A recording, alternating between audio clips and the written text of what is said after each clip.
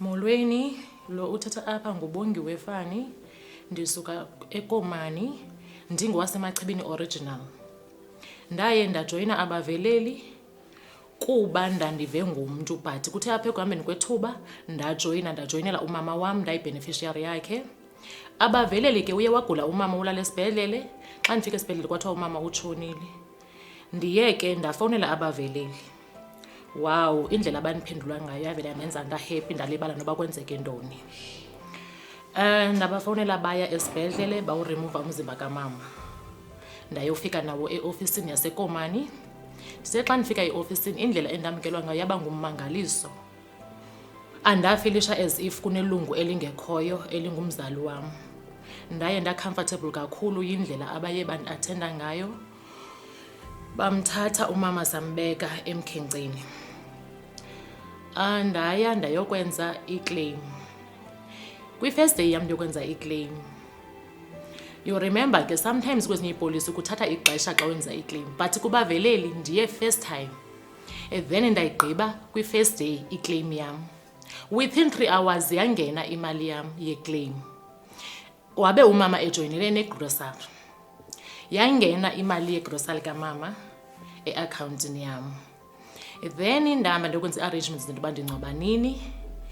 Siye sahlala kwiofisi yokuqala, ndathetha nabo, bacebisa, bathetha kamandi kakhulu, baye bandakha. Ndazosula inyembezi ngenxa yabaveleli. Ndanethemba eliqaqambileyo. Ndayongena kwiofisi yesibini. Xa ndifika kwiofisi yesibini ndafika kukho ilady elihle kakhulu elaye landibonisa indlela abangcwaba ngayo. Ndaneliseka, kwakukuhle kakhulu. Kangangendoba ndandothukile because ndandingacinganga into yobana ngaba iservice yabo igudi ngalaa ndlela. Bandisebenzela ke, bamthatha umama bayombeka ekhaya. Wow, abafana babefike apho. Baye banika ithemba ekhayeni, sazosula iinyembezi. I think ndisayikhumbula nencwadi abaye basithuthuzela ngayo. Yayingu-Extra 10 ngevesi yesi-4. Babesithi vuka ume ngokuba lento iphezu kwakho yomelela. Satsho somelela kwasheka kukho ithemba ekhaya elingagungqiyo. Sanentsika yobambelela ngenxa yabafana ababese umama ekhaya. Sigqibile ukumbeka umama ekhaya endlini. Bamsusa endlini xa bembeka inkundleni. Ikhwaya eyayilapho yayingummangaliso. Lavuma udodana labaveleli.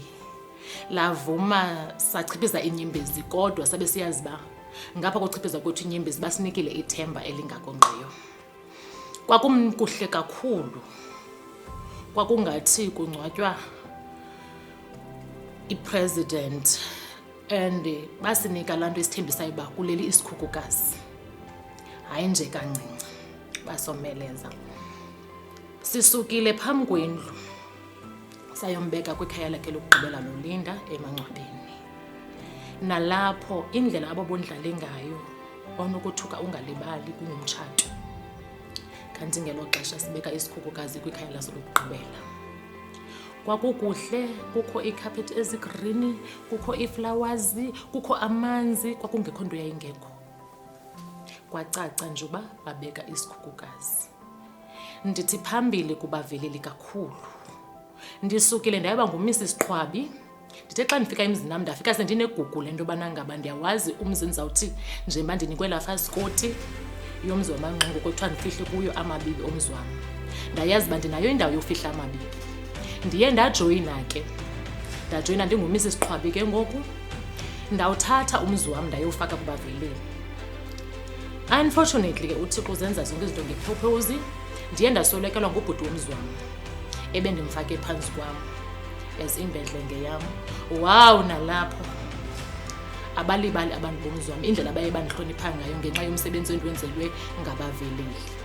Ndaye ndabonakala uba ndinguSimanye Qhwabi ngenxa yabaveleli. Balinyusa izinga lam abaveleli. Ndiyabulela kubaveleli kakhulu ngento abandenzele zona and ndisezawuqhubeka. Even noba umuntu ondivusa ndilele esithi kutshone ilungu, ayikho ipolisi endiyicingayo ngaphandle kwabaveleli. Ndicinga only ngabaveleli. Ndihamba ndisithini nasenkonzweni, ndicinga only ngabaveleli. Phambili baveleli, phambili.